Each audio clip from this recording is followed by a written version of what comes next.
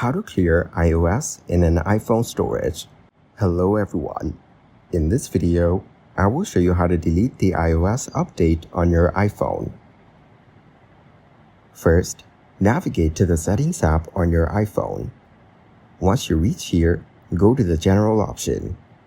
Then, tap on Software Update and update your software to the latest version. Now go back and tap on the Phone Storage option. Here, scroll down and you will find the system data. Next, tap on it and you can see the total size of your data. After that, go back to General and tap on the Transfer Data option. Following that, you can transfer or reset your iPhone.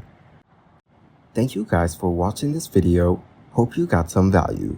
Make sure to like the video and subscribe to the channel to get notified of new videos. See you in the next one.